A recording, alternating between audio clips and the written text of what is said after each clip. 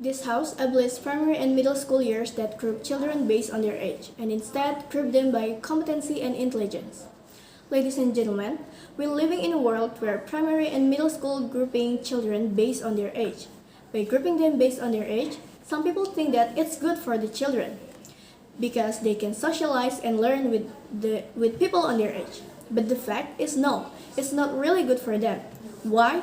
Because if we only group them by on their age, this can reduce their enthusiasm for learning and it can even eliminate their competitive spirit. How can that happen? Because if the group is based on their age, they're not gonna study seriously because the children who feel like they are intelligent enough will feel like, why do I have to study harder? I'm the smartest in my class and of course I will get the first rank. And if they think like that, they're not gonna learn seriously and it will reduce their performance. The other problem is there is a children who need more time to understand something. They need to repeat the material again and again so that they can understand. And if the grouping is still based on their age, then they don't have the opportunity to understand the material because they have to keep up with their classmates who already understand it first. The urgency of abolishing grouping children based on their age is to improving the quality of educational institution. Improving the quality of educational institution is by grouping them based on their intelligence. We know which class that still need more guidance, and with this we can guide them more and improve the quality of educational institution so that we can find ways for them to understand the material easily. And we believe that every student is smart, but the problem is they have a different way to learn. That is the problem of traditional class. The problem is it is too stiff. The teacher is just going to simply don't care about the student who need more time to learn. The teacher feel like they already explained it to the class, so they just can skip the lesson and moving to another lesson because they don't have enough time to explain it to the student. And the second problem is the student who need more time to learn are going to look like a stupid student in front of the class. The example is when the teacher asks them a question and they don't know how to answer it.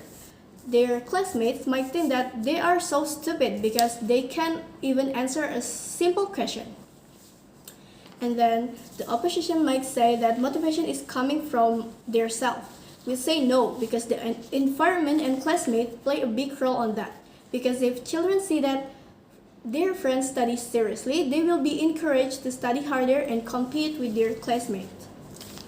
And then the BOP of this motion is why would we abolish grouping children based on their age? And then how do we implement it? And what is the benefit if we grouping them based on their intelligence? To answer that question, I would like to say my argument. The first is why. Why would we abolish grouping them by their age?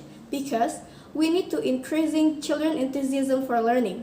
Primary and middle schoolers still at an unstable age. Some of them still think that learning is not important, and if some children who have thought like that grouping in the same class, later on they will prefer to play with their friends instead of studying. And of course, this will not have a good impact for our country because primary and middle schoolers is the one who gonna lead this country in the future. And if they don't think that learning is important, then what will happen to our country in the future?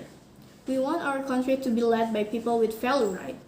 So we need to increasing children enthusiasm for learning by grouping them based on their intelligence, not based on their age. And then my second argument is how. How do we implement it? We would implement it by give them a placement test. So we will know about their intelligence and we can put them in the right class. And in the status quo, there are many schools who don't apply the rolling class system. But we would use that rolling class system every change of the school year, so the teachers will know which class understand quickly and which class takes a long time to understand. So the teacher can provide deeper guidance for a class that take a long time to understand, so that everyone will understand the material and our country will have a better future. And my last argument is, what is the benefit if we grouping them based on their intelligence? This will benefit for many parties such as the primary and middle schoolers. And of course, this will have a good impact to our country because if we're grouping them based on their intelligence, they will study harder to compete against their classmates so that they will get the best grade on their class. And this will create many potential children so that our country will develop much better in the future. And for that reason, we're incredibly proud to propose. Thank you.